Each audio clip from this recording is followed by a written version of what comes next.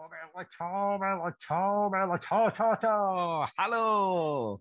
jumpa lagi di Jun Vlog. Kali ini episode kedua masih melanjutkan tentang film Money Heist yang sedang happening dan sedang rame. Mungkin teman-teman sudah lihat di episode satu saya bercerita tentang bagaimana Money Heist ini menyimbolkan pertarungan ideologis antara sosialisme dan kapitalisme.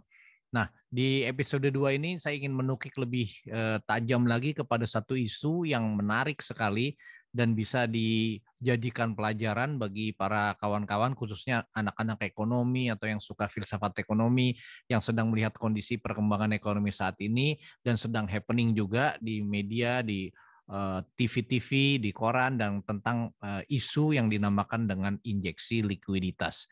Apa hubungannya money heist dengan injeksi likuiditas?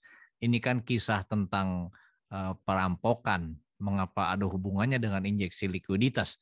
Ini kan kisah tentang bagaimana profesor menguasai Royal Mint of Spain dan juga Bank of Spain. Apa hubungannya dengan injeksi likuiditas yang mana adalah sebuah kebijakan di bidang ekonomi? Untuk gampangnya saya akan share screen di sini supaya bisa ada gambaran dan lebih mudah diskusi kita pada hari ini. Money heist dan injeksi likuiditas.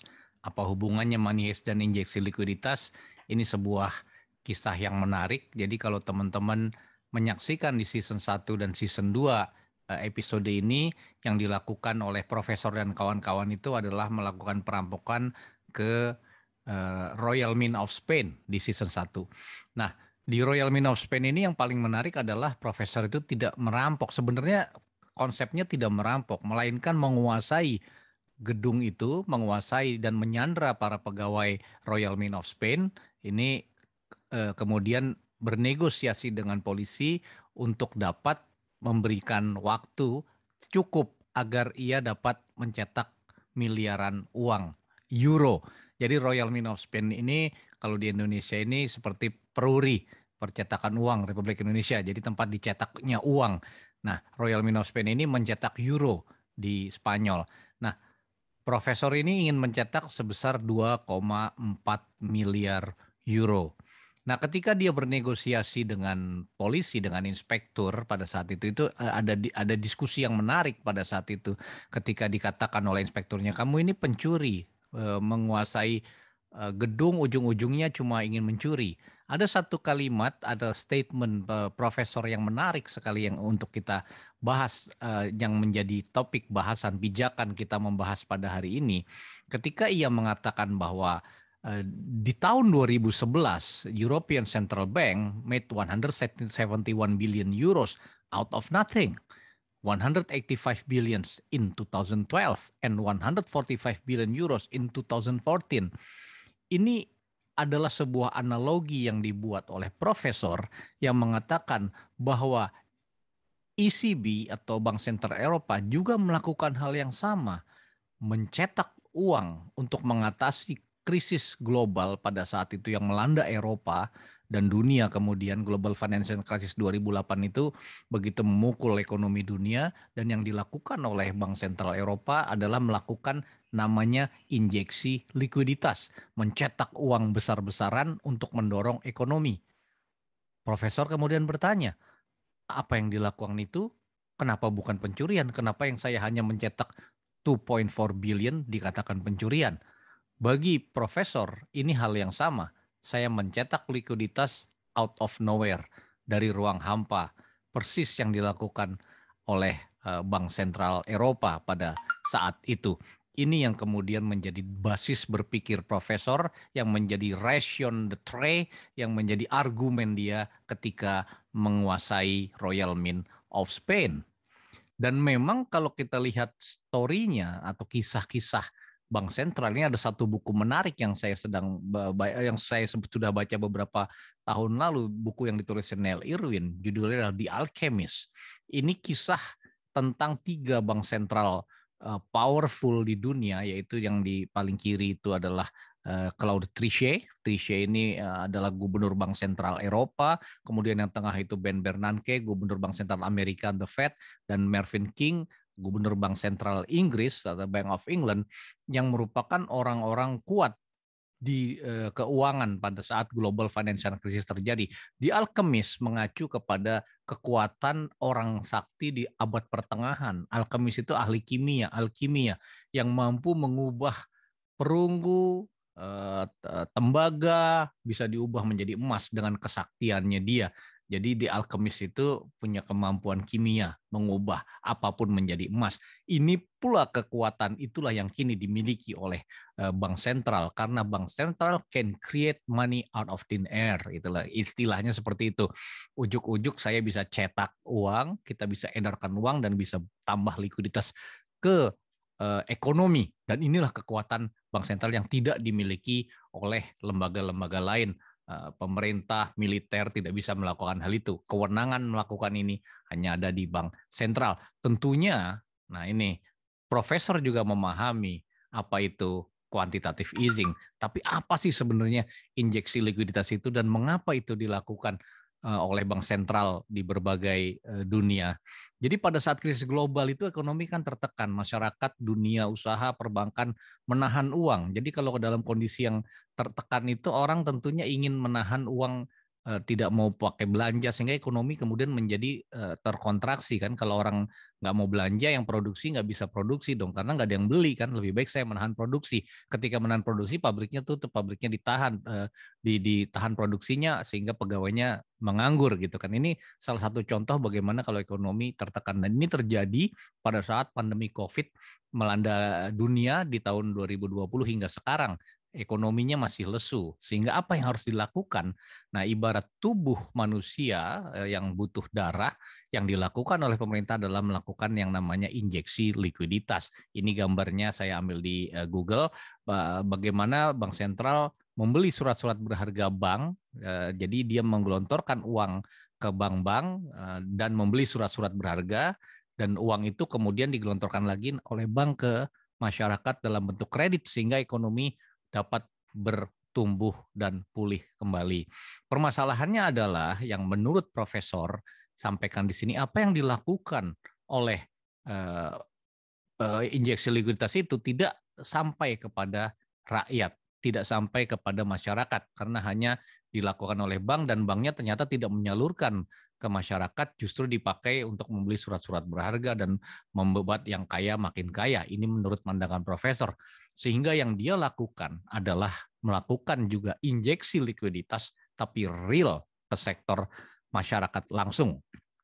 Jadi dia mencetak 2,4 miliar itu yang menurut argumen profesor, uang ini akan saya bagikan langsung ke rakyat sehingga tidak menambah yang kaya makin kaya, tapi saya akan berikan kepada rakyat. Di sinilah yang dinamakan konsep yang dipakai oleh profesor adalah redistribution of wealth. Dia ingin melakukan redistribusi kekayaan dengan mengambil atau mencetak uang di Royal Mint dan membagikannya ke masyarakat. Ini prinsip kisah-kisah seperti Robin Hood ya, yang mengambil dari orang kaya dan dibagikan kepada orang miskin.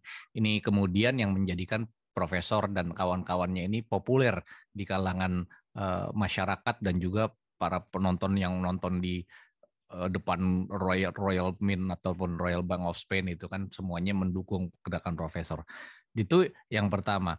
Tetapi kemudian profesor sendiri juga memahami bahwa mencetak uang ugal-ugalan itu pasti akan berdampak buruk juga ke ekonomi karena pada ujung-ujungnya uang itu nggak bisa dicetak sembarangan. Nanti alchemist atau bank-bank sentral ketika melakukan quantitative easing itu tidak melakukannya asal-asalan ya, tidak bisa dilakukan sembarangan. Cetak, butuh ini cetak, butuh itu cetak, untuk kesehatan cetak. Tidak bisa seperti itu karena ada risiko yang mengintai di depan adalah hantu yang dinamakan inflasi. Nah ini yang tidak bisa dilakukan sembarangan dan profesor sendiri memahami hal itu dan bagi dia 2,4 miliar euro itu jumlahnya nggak ada seperseribunya quantitative easing bank sentral Eropa itu. Jadi dalam pandangan profesor uang 2 miliar ini nggak akan mengganggu ekonomi lah. Prinsipnya seperti itu, nggak akan mengganggu stabilitas. Dia sudah memikirkan, dia hanya ingin melakukan namanya redistribution of wealth. Jadi yang dilakukan profesor ini adalah semacam injeksi likuiditas ala money heist. The Professor. Itu kira-kira yang dilakukan. Itu season 1 yang menarik sekali tentang injeksi likuiditas. Di season 2 ada satu tema lebih menarik lagi karena Profesor kemudian melakukan langkah selanjutnya merampok Bank of Spain. Tetapi yang dirampok kali ini bukan uang lagi. Dia tidak lagi mengincar uang kertas, tetapi yang diincar adalah cadangan emas yang ada di Bank of Spain. Bayangkan sekelompok orang masuk ke bank sentral, kemudian mengambil cadangan emas yang ada di situ. Ini pernah terjadi di film Die Hard ya, Die Hard 4 atau Die Hard berapa yang penjahatnya itu masuk ke The Fed New York, kemudian mengambil cadangan emas. Nah, itu cadangan emas dari berbagai negara di dunia ada di situ tuh. Nah, ini menarik sekali kenapa profesor itu merampok cadangan emas. Jadi dia nggak merampok toko emas di pinggir jalan yang nggak dirampok. Yang dirampok cadangan emas karena simbolisasinya beda merampok toko emas di Blok M atau merampok toko emas di pinggir di Melawai gitu. Dengan merampok cadangan emas di bank sentral tuh beda karena ada simbolisasi yang di sini bukan sekedar ngambil emasnya. Nah, apa simbolisasi yang dilakukan oleh profesor di sini adalah sebuah pemberontakan terhadap apa yang dinamakan dengan uang fiat. Uang fiat itu uang yang dicetak ya, uang kertas seperti sekarang beredar itu salah satu simbolisasi dari uang fiat. Tentu teman-teman masih ingat bagaimana profesor menyewa balon udara Zeppelin dan kemudian menggunakan balon itu untuk menyebarkan uang sebesar 140 juta euro dalam pecahan 50 dan 100 euro disebar di penjuru kota Madrid yang menimbulkan kekacauan. Itu sebenarnya sebuah pemberontakan dia terhadap uang kertas. Ada juga profesor adegan dia mengobek uang 50 euro. This is just paper. Jadi ini hanyalah kertas. Makanya judul film aslinya tuh La Casa de Papel ya, House of Paper sebenarnya judul aslinya tuh, rumah kertas. Tetapi kemudian di Netflix diubah menjadi Money Heist. Nah, La Casa de Papel ini menunjukkan pemberontakan profesor terhadap uang kertas. Baginya uang itu hanyalah kertas belaka yang tidak dijamin oleh apa-apa. Mengapa orang masih menerimanya? Nah, ini tentu menarik sekali kalau kita belajar di ujung-ujungnya ini kita akan masuk ke dalam sebuah perdebatan filosofis yang sangat licin dan perdebatan filosofis yang sangat pekat dan ketat di sini karena kita akan masuk ke dalam istilah-istilah yang ada di dalam filsafat uang. Filsafat uang itu kenapa uang itu bisa ada, kenapa uang itu kemudian bisa lahir, ini yang perlu dipahami sebelum kita melakukan judgement bahwa itu hanya kertas gitu kan. Uang sendiri lahir dan ini singkat saja belajar filsafat uang ini bisa 1 atau 2 semester karena bukunya tebal banget. Saya hanya mengutip satu dari George Simmel bahwa uang itu pertama lahir dari pertukaran, jadi transaksi yang melahirkan uang. Kalau nggak ada pertukaran kan nggak ada uang. Kalau kita nanam cabai, nanam timun, nanam terong, kita makan sendiri, kita masak sendiri, kita nggak butuh uang karena nggak ada yang dipertukarkan. Uang itu muncul setelah ada pertukaran gitu. Jadi pertukaran ini membutuhkan representasi nilai yang perlu digunakan sebagai alat ukur. Kemudian lahirlah uang. Dan uang itu juga disimbol-simbolisasikan. Emas dan perak salah satu simbol untuk menggambarkan uang. Kemudian dalam perkembangannya menjadi tidak efisien sehingga dia representasikan dengan uang kertas yang dijamin oleh emas. Tapi kemudian setelah Bretton Woods itu tidak lagi digunakan karena pertumbuhan ekonomi yang begitu cepat, uang dicetak jadi tidak dijamin lagi oleh emas, tetapi dijamin oleh yang namanya otoritas. Jadi menurut George Simmel, kenapa kita masih percaya pada kertas itu? Karena ada otoritas yang berfungsi mengatur kuantitas uang itu. Uang kertas itu diterima karena ada pihak yang menjamin. Di banyak negara yang menjamin itu adalah bank sentral.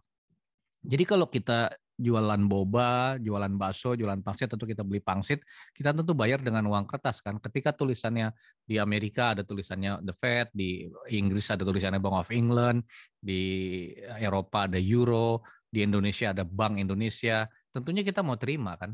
Ketika beli mie ayam, tulisannya Bank Indonesia tentu mau terima. Kalau tulisannya Bank Ijun, mungkin orang nggak mau terima. Siapa Bank Ijun? Apa mau bisa dijamin ini uang kertas ini? Nah, kepercayaan masyarakat terhadap institusi itu yang paling penting. Kepercayaan terhadap kredibilitas yang menerbitkan uang itulah yang menjamin nilai uang itu. Nah, trust itu menjadi penting. Nah, Profesor ingin mendestabilisasi hubungan tadi antara uang dengan Bank of Spain tadi. Jadi dia mencoba mendestabilisasi hubungan dan kredibilitas dari Bank of Spain. Ini adalah esensi dari season 2 sehingga orang menjadi tidak percaya lagi kepada otoritas, tidak percaya lagi kepada bank sentral dengan melakukan destabilisasi hubungan. Nah, makanya yang diambil adalah emasnya. Nah, ini pemikiran-pemikiran yang sudah ada di edisi 1, bagaimana pemikiran dia dengan Karl Marx yang hampir sama. Dari sini kita akan masuk ke dalam sebuah refleksi kritis, refleksi kita terhadap film ini dan angle yang kita bidik, yaitu angle injeksi likuiditas dan hubungan antara uang kertas dengan komoditas tadi yang refleksi yang sangat menarik sekali. Pertama, tentang injeksi likuiditas. Injeksi likuiditas itu adalah sebuah kebijakan yang ditempuh di masa krisis saat ini maupun pada tahun 2008 saat itu. Mengapa ini diambil? Karena tubuh manusia, ibarat tubuh manusia, ekonomi itu persis seperti itu, uang itu adalah darah. Jadi kalau tubuh kita bisa bergerak, kalau darahnya sehat, darahnya bersirkulasi dengan sempurna, itu tubuh kita menjadi enak ya, bangun tidur, seger karena darahnya beredar. Ketika darahnya terganggu peredarannya, misalkan ada yang kena darah kental, D-dimernya tinggi, atau pusing-pusing karena darahnya nggak bagus, itu kan menyebabkan perlambatan, sehingga tubuh itu akan sakit. Nah, ini yang kemudian membuat tidak baik. Apalagi kalau darah berhenti, kemudian akan fatal sekali akibatnya bagi tubuh. Oleh sebab itu, tugas dokter ketika mengalami hal seperti itu, bagaimana darahnya ini bisa beredar dengan lancar lagi. Ada yang diberikan intervensi dikasih pengencer darah, diberikan juga sampai diinfus atau dikasih donor darah ya, tambahan darah. Begitu pula ekonomi, ketika uangnya nggak beredar atau mandek di banyak tempat, diberikanlah injeksi likuiditas ditambah lagi jumlah uang yang beredar sehingga ekonominya bisa tumbuh lagi. Tetapi itu harus dilakukan secara berhati-hati. Jadi yang kedua, karena apa? Mengintai hantu di depan, namanya hantu inflasi. Kalau dilakukan sembarangan tanpa terkontrol, suka hati dapat berujung pada inflasi. Tidak bisa mencetak uang itu semau-maunya, apalagi untuk negara-negara seperti Indonesia, bahkan di Amerika, di Eropa pun ketika melakukan cetak uang dilakukan secara berhati-hati. Nah, disinilah contoh-contoh kita lihat negara yang tidak terkontrol mencetak uang kayak Venezuela, Zimbabwe. Kita lihat bagaimana menderitanya masyarakat di sana dengan uang yang beredar begitu banyak, tidak ada nilainya, harga-harga melejit tinggi. Ini yang harus dijaga dalam setiap kebijakan. Dan ketiga adalah kita lihat bagaimana etik dalam money heist ini juga penting. Kita lihat mereka merampok cadangan emas tujuannya untuk mendestabilisasi tadi sistem. Tentunya mereka tidak mau tuh merampokkan kalau ada kejadian di mana itu banyak koleksi-koleksi museum Bank of Spain ya, ada topeng-topeng emas, topeng Inca segala macam, tapi mereka tidak mau ngambil itu. Karena meskipun itu nilainya mahal dan tidak ternilai, mereka tidak mau ngambil itu karena yang diambil karena itu tidak sesuai dengan tujuannya. Tujuannya bukan itu gitu loh, bukan hanya sekedar ngambil uang untuk kaya, tetapi melakukan destabilisasi sistem tadi atau resisten, gerakan resisten. Makanya yang diambil hanya cadangan emasnya saja. Tetapi kita lihat di ujungnya tentunya keluhuran keluhuran cita-cita resistensi ini juga mengalami jalan buntu karena pada akhirnya ketika menghadapi kapitalisme mereka sendiri terjebak dalam kehidupan kapitalisme itu sendiri seperti gerakan kiri baru New Left-nya Horkheimer dan Adorno yang mana kemudian mereka terjebak masuk ke dalam kehidupan kapitalisme hidupnya kemudian nanti kalau dapat duit ya buat beli mobil mewah, buat beli motor gede gitu kan, trek-trekan, semuanya minuman, makanan mewah. Ini yang menunjukkan bahwa kemudian terjadi pertentangan ini tidak bisa selesai semudah itu kira-kira. Nah, terkait dengan injeksi likuiditas dan bagaimana kita mengontrol ekonomi, bagaimana lalu di Indonesia? Apakah kita juga melakukan injeksi likuiditas? Nah, ini satu hal yang menarik sejak tahun 2020 lalu ketika terjadi pandemi, ekonomi kita kemudian terpukul, ekonomi kita juga berat, banyak terjadi pengangguran juga, banyak masyarakat juga mengalami kesulitan karena ada dampak kesehatan dan dampak ekonomi ini.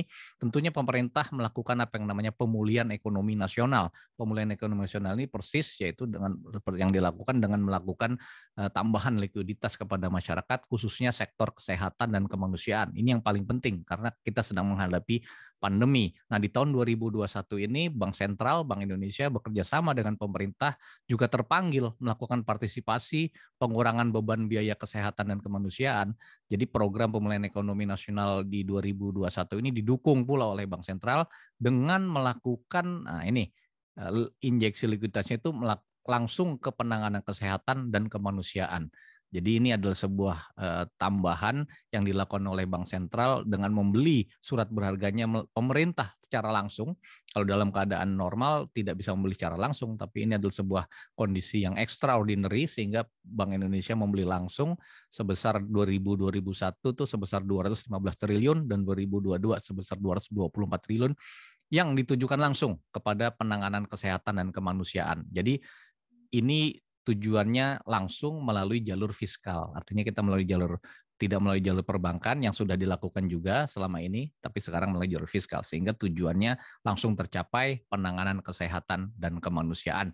Kira-kira itu yang bisa saya share bahwa injeksi likuiditas Money Heist ini mengajarkan kita satu ilmu yang penting, satu pelajaran penting tentang injeksi likuiditas di season 1 dan di season 2 bagaimana menjaga kredibilitas dari uang yang beredar dengan menjaga kredibilitas otoritasnya. Kepercayaan uang itu terletak kepada bagaimana otoritas mampu mengendalikan uang tersebut. Jadi kalau ada pihak-pihak yang berusaha mengganggu, itu biasanya ingin mengganggu kredibilitasnya, sehingga kita jadi tidak percaya. Jadi saya mengajak kawan-kawan semua untuk tetap optimis, tetap membangkitkan kepercayaan, dan sama-sama kita dukung pemulihan ekonomi. Dari Money Heist kita belajar tentang ekonomi. Tetap menonton, tetap belajar, dan tentunya tetap membuka diri terhadap pemikiran-pemikiran yang mencerahkan. Sampai jumpa lagi di episode selanjutnya.